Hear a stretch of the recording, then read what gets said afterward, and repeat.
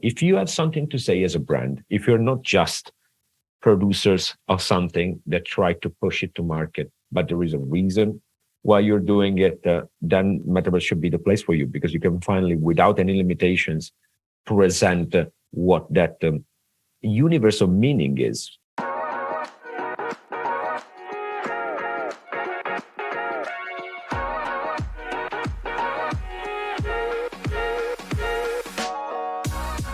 Hey, how are you? Hi, Peter. I'm very well. How are you? I hope you're good. I'm really good. I'm looking forward to this one because, we've been chatting for a little while, right? We chatted first. I think we met on Lunch Club, and then we've been doing bits and bobs in between. And I'm stoked by the work that you guys do, and I'm also really interested because I've seen a lot of traction at the moment about people inquiring, making those tentative first steps as to what the metaverse is. So this episode will be tailored around that. But I guess before we dive into the specifics of the ABCs of a metaverse, let's dive into kind of a little bit about who you are, what you do, and why. All right. So it's interesting that every time somebody asks this, I come up with something different. And so I'm testing a little bit.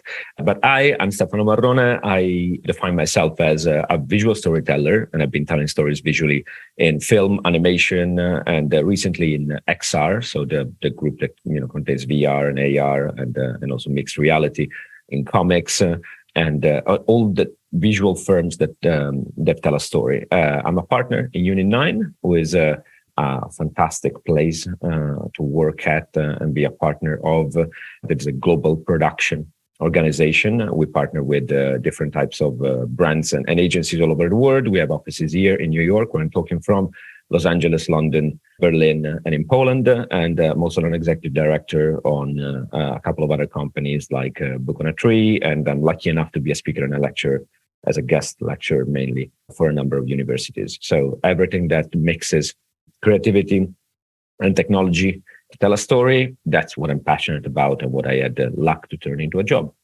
Yeah, so tell me a little bit more about storytelling and what drives that passion. It's interesting because, when I have to talk about storytelling, it seems to me that is a little bit about a fish having to talk about water. It's one of those things that you've always done, that you've always been passionate about, and you don't even question the fact that that's something that, might be peculiar about you. But then, the more I interact with other people, the more I realize that I know a hell of a lot about storytelling. But, since I was a kid, I was always passionate about two things: drawings and stories. And I would, ingest stories in any type of way, but comics, films, people telling anecdotes and so on and so forth. And then I really knew that what I was seeing on screen or what I was reading, that's what I wanted to be part of, one way or another. And so I've always kept an eye on stories of all kind. It's one of those things that at a certain point, I guess I had the intuition that these little things, little snippets of narration that I was exposed to were never sort of as small as you thought. It's like there's something here, there's something more. And so I started reading not only, more and more stories, but also about stories. And that's been like a red thread for my life, in my choice of studies, in my choice of research, but more importantly, in the choice of things that I'm sort of like personally working on and trying to go deeper in. And at the moment, really, I guess that there is a lot of, men as the storytelling animal is one of my passions at the moment, because I always had that sort of hunch or intuition. And now I'm very happy to have found enough book that confirmed and enough research that confirmed that it's not this airy-fairy little thing, storytelling, but it's really the way in which we shape our own brain. And it really, you can say the storytelling makes us human, and I can speak about that at length, but this is like one of those things that makes me very happy, that something that you intuitively understand as a kid as then a real, foundation in adult science and everything that makes something worth being interesting for other people as well. Yeah, I remember in one of our many chats, you introduced me to an amazing book that I'm reading at the moment by Will Storr called The Science of Storytelling, which if anybody's listening to this, like definitely go and pick that book up because it's phenomenal. But if you kind of look at storytelling as a whole, it's about connection, right? Where we are at the moment, like people want connection. People are looking to new formats and looking to new areas, and it's about connection and engagement. And that kind of whole connection piece brought me into the idea of wanting to do an episode around the metaverse, because there's a lot of narrative at the moment, almost like people in the early days of like Facebook and the internet, and like not really knowing what is the metaverse and kind of what this actual scope and size and scale and what kind of new frontier is available to people. So I remember reading an article that you guys actually wrote a little while ago called Welcome to the Metaverse, Everything You Need to Know About the New Frontier for Brand Experience. And I thought, man, this would be a perfect time to get Stefano on the call and we can dive into it in a little bit more detail. So the floor is yours. Awesome. Well, there are so many aspects about that, and feel free to interrupt me and ask questions. The thing that I find quite interesting is that, as you say, we are in an early phase. We are at the moment where people are observing something, and there is, I think it was Umberto Eco that used to say that when there is a revolution, a technological, very big revolution, the world divides themselves into two categories. There is the apocalyptic people that say this will end the world and this is terrible and things are gonna, go down and we're all gonna be closed in our room and everything will be, dreadful and nothing will be real. And then there are the hyper integrated people that are like, this is the new dawn of, everything for humanity and stuff like that. And it's almost like you're either one or the other, and there's almost nothing in the middle. And I think it's important for us as professionals and people analyzing this type of phenomena in a somewhat, I don't want to say a scientific way, but at least in a way that is measured to remember that the tendency will be either or, are we apocalyptic or are we integrated?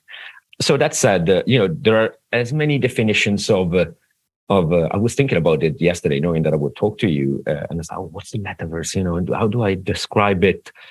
And then I remember that I read this very nice book about marketing called The Anatomy of Humbug, that is basically trying to find what marketing is by giving all the description that have been given to marketing in the last 100 years. And it's I think that we'll have the same thing with the metaverse at the moment. So one thing, according to that article, but I espouse to is what's the metaverse? It's either a platform or a series of platforms that will allow to fully immerse users and everyone really that has access to this platform to what we call an alternative digital world. And importantly, there is a strong aspect of an hybrid of the physical and digital in this experience. So the difference between this, because you can say, okay, I have access to a digital platform. It's called the internet. I just, go there with my connection and go around.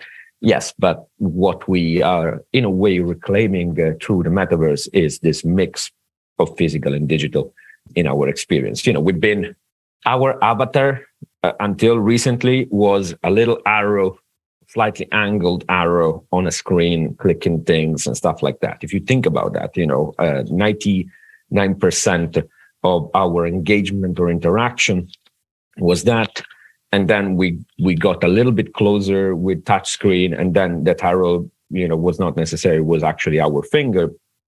But from that to a full experience where we feel that as many as our senses as possible and as much as our environment as possible is somewhere else in an alternative world, in an alternate reality, there's a long way to go from it. So in a way, I think that what the metaverse is doing is fulfilling a promise that was an intuition of what internet could be, and that's why there is quite a lot of connection with the idea of Web3, and that's just to make it a little bit more complex. I think that from a number of terms and syntax, it will be a mess for a bunch of years, and then we will settle on stuff that we all agree on.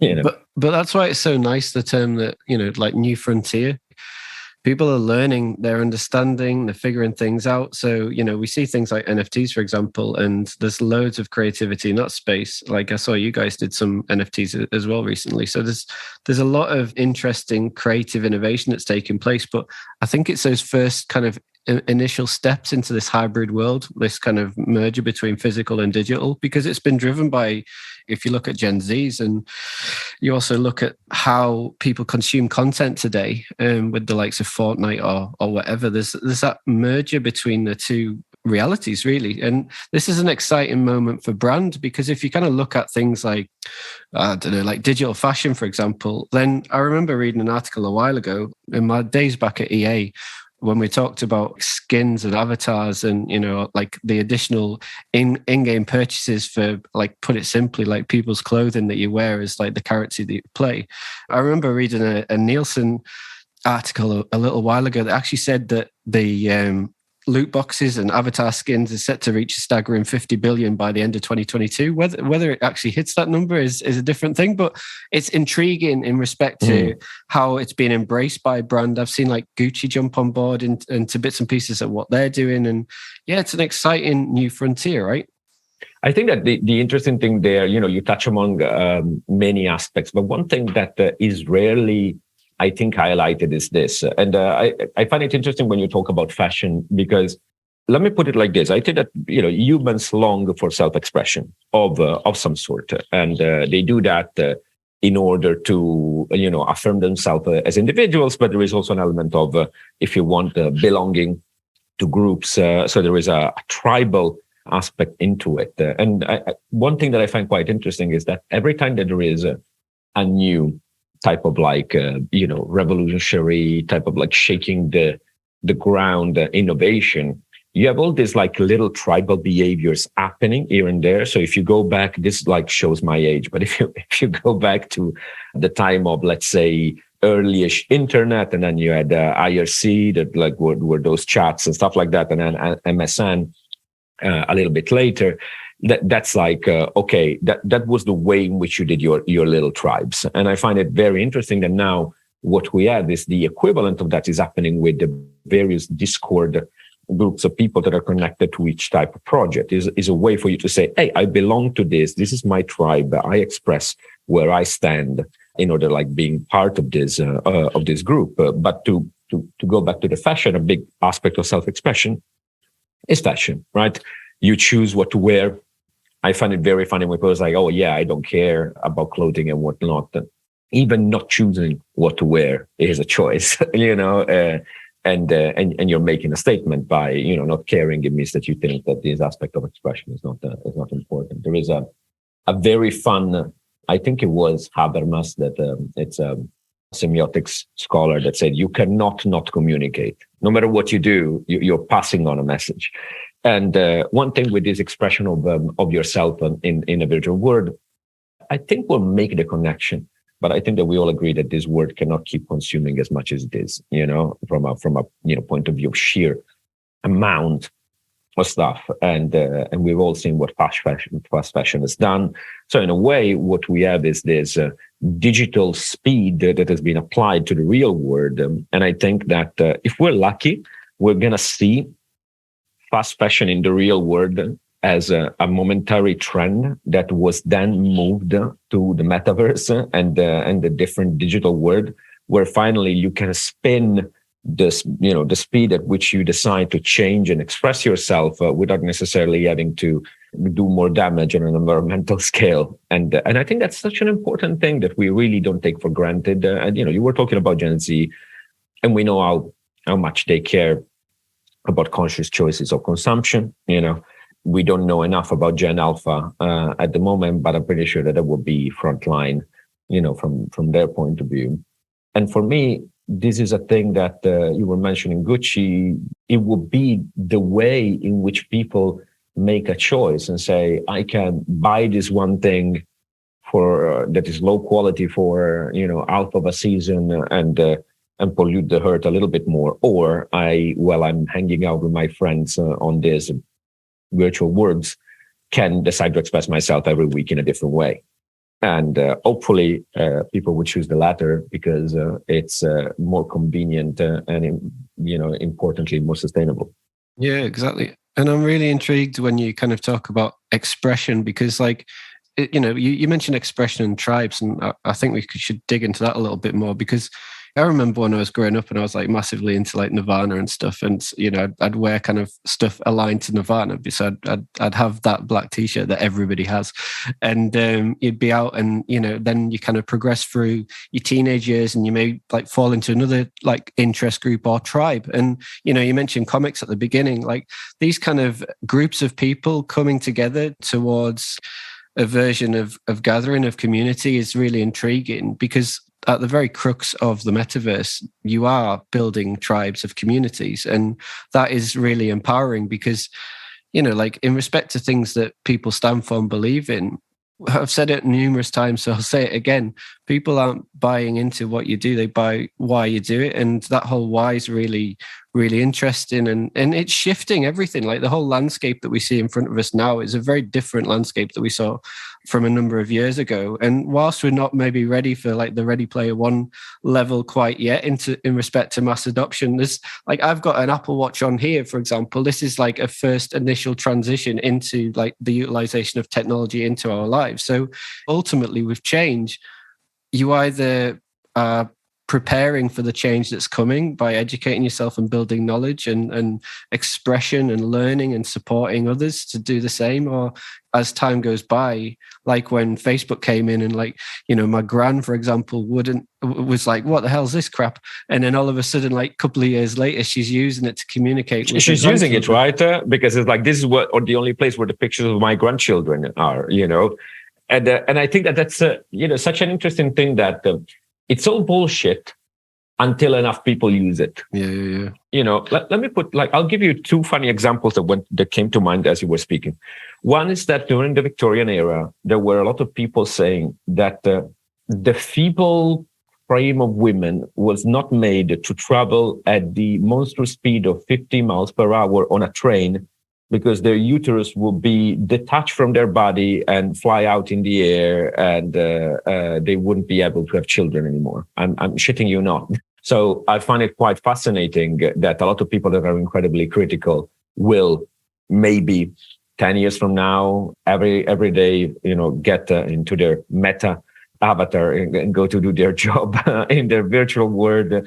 I was reading today a little bit of an article where a lot of people were complaining about the look and feel of some of these platforms, and it's quite fascinating to me how there is a moment where you need to accept that something is using gaming or app language, an open beta. At the moment, everything in the metaverse is an open beta. We're there, we're checking what's happening. We know it's not perfect. I have to say that the lack of imagination of so-called practical people never ceases to amaze me in a very sad way. I'm like, I cannot see how this can possibly, and then it happens, and suddenly it's fine. But I'm incredibly saddened for these people that are like, what has happened to you that your imagination was strangled and taken away, and that you cannot make any effort or leap or trying to understand how this could look now. But I think that, to your point before, when you think about people and when they're ready to jump into this world, you're either going to accept that this is a moment of transition, and you're going to have fun enjoying the chaos and being experimental and knowing that things are not going to be perfect, or wait it out until it's good enough, and then you will come late to the party, and you should not complain about the fact that it's costing a lot of money or that people have done other things that you wanted to do. And I'm observing with a keen eye the type of people that are criticizing this word and seeing where they're going to switch, and when they're going to say, "Oh yeah, but I was just joking," type of thing. It's interesting. It's also the speed. Like the thing is, in reality, the speed of technological change is at such a higher and quicker pace than kind of societal change, that in reality, this kind of merger between physical and virtual it was bound to happen, because if you look at, I'm going to draw in one of my favorite movies of all time, but like if you look at The Matrix, for example, like that, when did that come out? Like 1998, and that was kind of one of the first things that showed like some of these kind of alternate realities, these parallels. And when you look at, society and culture as a whole is often driven by the creative industries. So in respect to music or movies, and I mentioned it earlier in respect to my love of Nirvana, and I ultimately aligned myself to that tribe early days. And it's more so like, I think we're probably just at that education piece, and this is probably why I wanted to have this conversation. There's a lot of people out there through some of the social media channels that I have. I can see they're making the early steps into the new frontier to try and understand what it's about and why. And I just want to add a little bit of value and a bit more kind of detail to that debate, really. Totally. And, it's interesting, as I was saying before, and as you just mentioned now, this aspect of like, there is a element of confusion and stuff like that. And that will be for a while. But there is a thing that I like to say to people. Are you familiar with the concept of enabling technology, right? That there is a technology that is not just there with a super specific design intent, if you want, is there to make other things happen, right? And other people access. The simple example that we have every day is electricity, right? I mean, electricity enables a truckload of things to happen in our life. I think that when there is something new, there is an incredible amount of people that want to go deep and understand how exactly something works. But the reality of something is humans engage about for two reasons with stuff. I always say, if it's useful for them and if it is entertaining, if you can do both, great. But it's like, do you know exactly how the banking system that allows you to pay with a touch credit card or with your Apple Pay or stuff like that works? I bet that if I start asking, things in detail, 99% of the people that do use this daily, including me, have no idea of the nitty-gritty technicality of it, right? And the same thing is for electricity. I know that there is a thing called alternate current that allows electricity to travel, for longer distances. Zero. That's all I know. My point is, we should ask ourselves about the benefits. What is this good for, especially as a brand? And will it, is this where people are gonna eventually, hang out and do most of their engagement? And I think that from a benefit point of view, as a brand, because you were mentioning brand, there is one thing to really focus on, and one is that this is, at the moment, attribution is one of the biggest problems for marketers, right? There is a famous saying, I know that half of my marketing budget is wasted, I just don't know which half. The point is, here, imagine when people are engaging in a full way in this virtual world or virtual worlds, that you will have a single path to purchase where you can make sure that you can track all aspects of that experience and know where people are actually, really gaining value and engaging in a meaningful way with your brand. So that's one thing if you think about how fragmented the digital world is nowadays, I love the fact that we're going back to a human experience that is holistic. I think the one thing that we are doing is to apply Victorian way of thinking, mechanistic way of thinking, as if things are, machines, to experiences that are holistic and are human. So now we have everything, this paradigm of the super expert, super separated. Your CRM is separated from your media buying, that is separated from your creative and stuff like that. And then lo and behold, there are a lot of gaps where it's like, we don't know how to connect these things. And, there are a lot of businesses that are trying to fix that. And B, you have very few people with an holistic vision. Come to the metaverse, you need to have an holistic vision. And if you don't, it will show. It will show how, this sucks, as a whole. So brands that have that vision as a whole will be rewarded. And I think that people that are still applying modern / old school vision to a postmodern world will be severely punished. And I can't wait for that. Let's say that I don't rate people that cannot take a step back and look at an holistic vision, because that is taking responsibility and, apply imagination. But that's where we should be looking in respect to taking accountability, because so much benefits for brands in respect to versatility, like to align themselves with the not just the speed and pace of cultural change, but equally provide innovation and creativity and a certain element of brand control in respect to what they want to put out there. That's like utilization of some of these like spaces now to create new and inventive content.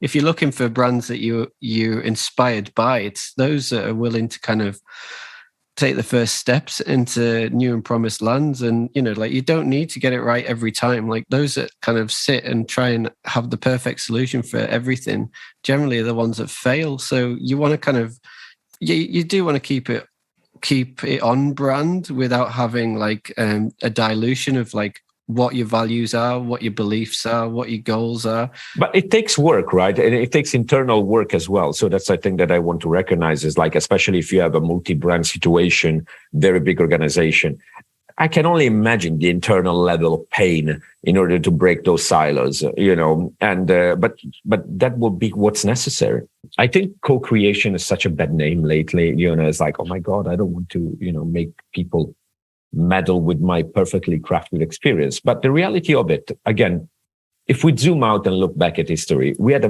very short time of total control over our media, and what we were able to say. All this linear stuff. All you have to do is go back to how people used to tell stories in the past, and you had a guy around a fire, and if the audience was yawning, he will say, okay, I'm going to move on. This bit of the story is not interesting. I'm going to tell you a different one, or I'm going to, tweak things a little bit.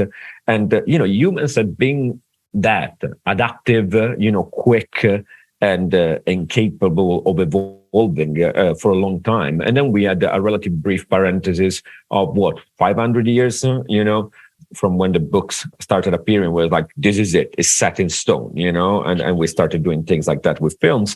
And then lo and behold, people are like, oh, we need something interactive. Interactive is it's not new. Interactive is human, We just had a period of time in which technology was not as advanced to allow for things to respond in real time. But humans do that, they keep doing that with each other all the time. And that's why interesting things happen when groups of people get together in real life or in virtual life. It doesn't matter. Nothing good comes out of isolation in a sense, and just isolation. We need to be able to be human and tell those collective stories together. And if brands want to take advantage of that and be relevant to people's life, they have to get into this fluid world and accept that they are owned as an idea in the mind of people. And there is an element of control, as you call it, brand control. But the tightly you grasp, the less of that control you will have. Yeah, and I think we're missing an essential word in respect to branding and also the shift that we're seeing at the moment. A lot of it comes down to convenience. If we are able to interact or create spaces or areas where we can build up tribes and communities, and we can kind of share that kind of narrative for whatever it is that we're wanting to do, build, grow, and potentially change, like the convenience piece plays a huge opportunity in respect to how technology has been able to grow at an exponential rate versus like the speed of societal change. And it's because like convenience, like look at Apple and look at why people pick up and continue to buy Apple phones, because they're really at a premium price. Yeah, and price is insane. They should bring it down.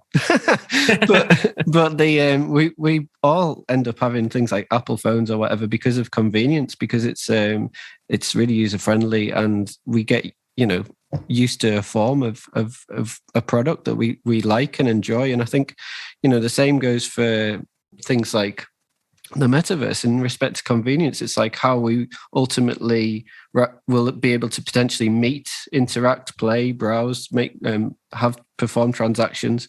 It's all in one place. And I think that, we've talked about the fostering and the growth of a tribe and the why, because you can strengthen global bonds, in respect to how you can build out relationships. But equally, convenience is going to be massive. Like you mentioned a little bit previously about wanting to know the finite detail about how like a transaction is performed.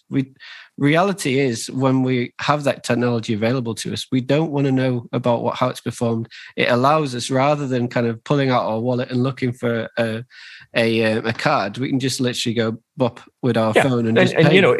The reality, I find it so interesting that you say it, because what people long for and what they really long for is the equivalent of magic. We don't say it, but we want, for people to read our minds and for the power of our thoughts to change reality. The closest thing to it is like to do some gestures and something happens. Now, the second that we live in these words, and when some of our gestures will, equate to, let's say, a purchase or something that makes a difference, well, that is where, we fulfill that human wish of like, we want things to happen as if by magic, and then there will always be experts that make that better behind the scenes and stuff like that. But we're talking about consumers here, and what 99% of the population wants to access, in a way. So you're spot on in terms of convenience, and that's one of the big challenge nowadays, right? You have the ad set. The ad set is heavy. The ad set is expensive. You have to put it on. There are two things there to consider. One is Metaverse doesn't equal a virtual reality ad set, right? You can access it, and you can access some, experiences, or a lot of experiences from your browser. You can do many of them from your phone. Augmented reality and mixed reality are part of it.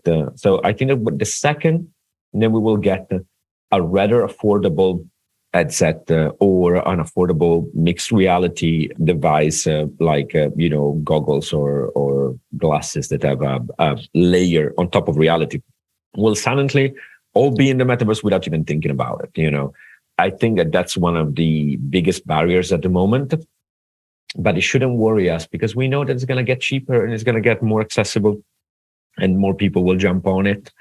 But to your point, the interesting thing is that the people that complain about the fact that this thing doesn't look as good as it could really don't think about accessibility. I mean, at the moment, we really have to work for the lowest common denominator in terms of internet connection speed and, hardware and what people have. So, of course, it doesn't look like your later PS5 super optimized game. It doesn't because need to. It doesn't need to, first of all. And that's a thing that I'm sorry, like today I'm merciless towards people without imagination. Hyperrealism doesn't have the value that people think it has.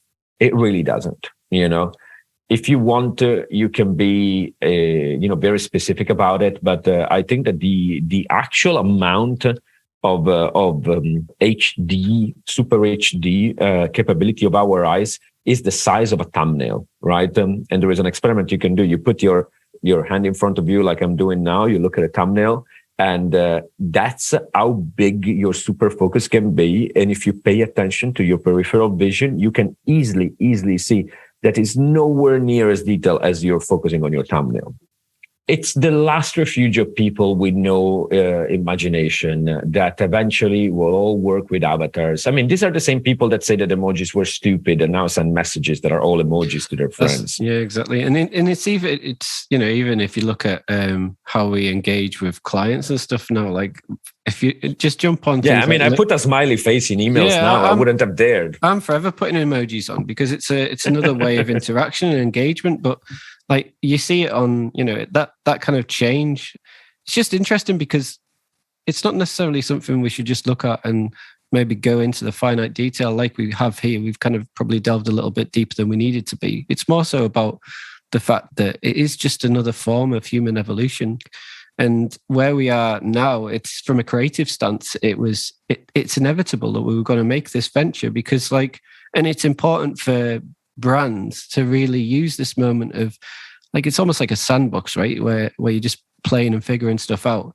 Use this moment to actually create the foundations, lay the foundations for what you want in respect to your brand, your business, and what the future may hold. And it also, we talked about purchasing, it can be a single pathway for purchasing. That makes it super easy. You could, from a creative stance, which we're both lovers of the craft when it comes to creativity.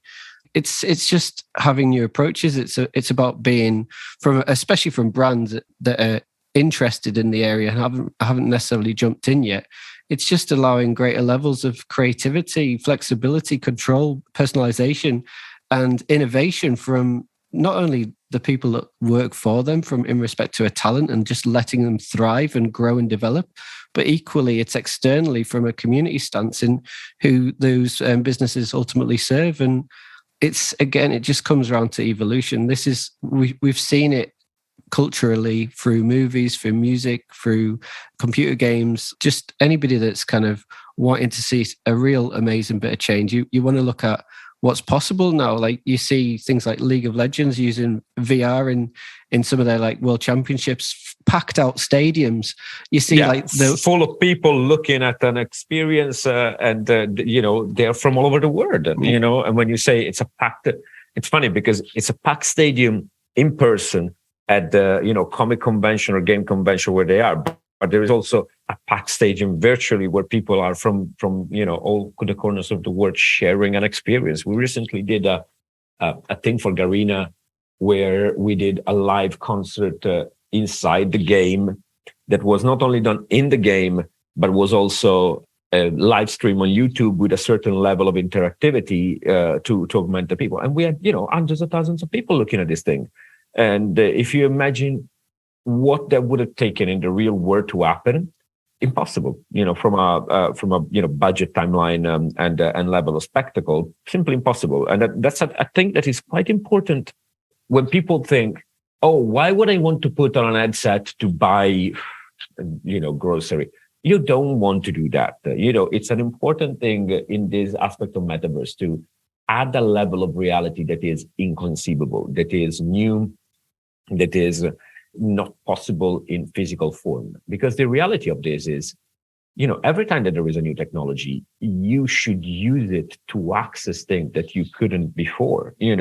We think about movies. I mean, we don't see a shot-by-shot type of movie that is exactly what would have happened in that situation. We cut all the time. We use not even go into special effects, but even just the way in which we tell a story in such a synthetic way. Cinema started by just like, I'm going to shoot this, train coming, and that's it. But then we immediately, very quickly evolved to something that was beyond our daily experience. And that's what's going to happen. Actually, Metaverse means that, beyond the current universe.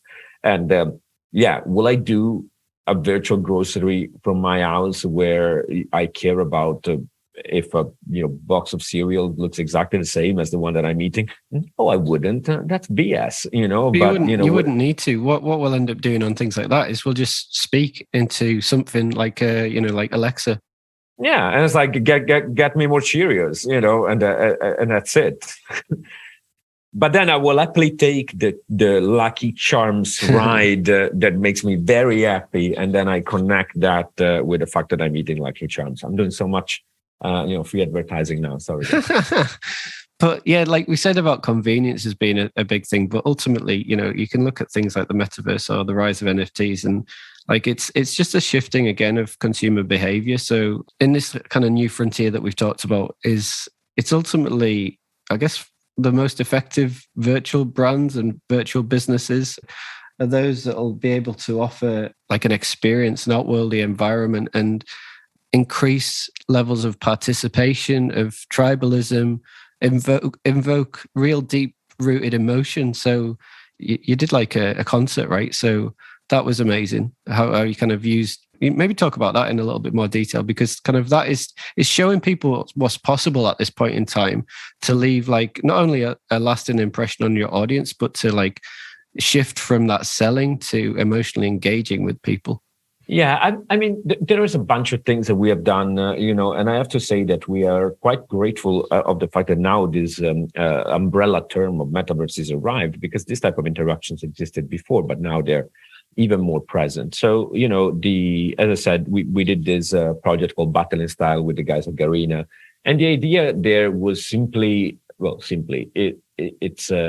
was like, how do we create an experience that lets the people that know and are fans of this game, but also that are fans of music get together and everyone to the level of interaction that they enjoy. This was the most difficult thing, because the reality is that some people like to be inside the game because they're game fans. Some people like to just watch, and that's if you think about the rise of Twitch. And insane levels of engagement there. It's just like the difference between going and seeing a Yankees game and going and being a baseball pro player. There is a big difference, but they both are passionate about the same thing. So what we ended up doing was creating this concert that was choreographed and where we basically did the what is called performance capture. So we got these performers to wear their suits with all the different sensors on them, so that we could record their performance. And live, the audience in the game could basically decide and vote towards what the next part of their performance would be. So that's an interesting engagement there, where basically you could decide what type of talking about fashion clothing the performer was gonna wear and what was gonna happen. But also we had a level of let's say smaller interaction, more minimal on YouTube, where this was live streamed. But depending on what was happening on YouTube and how people would vote and click, you would have other changes in the performance. So what you had was the equivalent of a very big YouTube cheering crowd looking at what was happening in this virtual context, and people that were actually real people that performed, dance and singing in a way that they wouldn't be able to do in real life with all these costume changes and stuff like that. But it was still them. It was their choreography. It was their voice. They were not fake, non-existent people. They were real performers. And then you had the gamers within the game that were more engaged to the level that they actually like to be. And this is just an example about the fact that a lot of people, I guess, are scared about the fact that it's like, doesn't mean that I will then be forced to enter a virtual world to do everything. And you just made the example. You don't need to enter a virtual world to get more, bleach. That we're solving that in other ways. But one thing that would be interesting is you will enter a virtual world to engage with a brand if the cleaning products want to show that they care about a number of topics and causes that will align the consumer with them. To your point about why people do things, and it's full nowadays of brands that are thriving on that why first, and those are the ones that should look at metaverses first and foremost. Because if I'm Tom Shoes and I want to show the positive impact of what I do, that would be a fantastic way to connect people. Tony Chocolonely does a fantastic work in that sense with their packaging, where what they stand for is written and they make clear what the value chain of the creation of chocolate is. But that's the type of people that should really think, if you have something to say as a brand, if you're not just producers of something that try to push it to market, but there is a reason why you're doing it, then Metaverse should be the place for you, because you can finally, without any limitations, present what that universe of meaning is. Yeah, it's interesting because people that may have listened to this podcast from start to finish will be like that they'll have learned a lot, but they'll still probably leave with questions in their head. So I'm wanting just to say that it's not about knowing all the answers now, right? It's about ultimately just educating yourself on what's available. We could maybe wrap it around things like the 3 C's, in the fact that the metaverse is ultimately about convenience, connection, and community. And if you can do that, and brands realize that, and people realize that, then you can be part of the Caesar change that's already on you now, and kind of be a bit more proactive to the change that's taking place around you, and be kind of more galvanized by change rather than fearful of it. But yeah, I'm intrigued as to if you were chatting to somebody that's maybe not come across metaverse or has a little bit of knowledge, or even to our extent, we're pretty geeky, right? So we know a lot about the metaverse and what's taking place because it's one of our passions. But what would you leave as a lasting message, key takeaway with our audience now that they could kind of go and read something about or learn something about, or as a whole, what would you say? I think that there are a lot of the controversies or back and forth or kind of stirring that happens nowadays is related to the fact that you have a bunch of people talking about something that they haven't experienced firsthand, So my suggestion is go and try it, try and don't try one. I would say try at least 5 metaverse experience. They won't take more than 15 minutes each, and see how it feels. Because, I remember where people were like, what the hell is VR? This is not good. There's not a single client of mine that has tried some of our experience with a VR set in our office and stuff like that doesn't say, wow, I get it now. The only people that are skeptical are the ones that are not willing, they cannot be bothered and stuff like that. And then you see this grown-ass man, in a suit, go back to that wonderment sense of childhood and having a lot of fun, and then they become converts. So my point is some of this experience will suck, and believe me, there's plenty that suck. So knowing that this is the first steps, knowing that this is an open beta, try at least 5 things, and if you don't see a speck of potential in any of them, then drop it. But I really cannot see how, after trying a bunch of these things, people cannot see where this could go. Exactly. That's a great way to finish. So thank you so much for your time. It's been absolutely awesome. It was an utter pleasure. Thank you so much for having me, Peter. Thank you for listening to the Purpose Made podcast. Don't forget to subscribe to Purpose Made wherever you normally get your podcasts to hear the latest news and views. You can also find and follow us on Instagram, LinkedIn and Twitter, or contact Peter directly to connect, inquire about Purpose Made, or request to be featured on the podcast. We look forward to welcoming you back soon for another episode.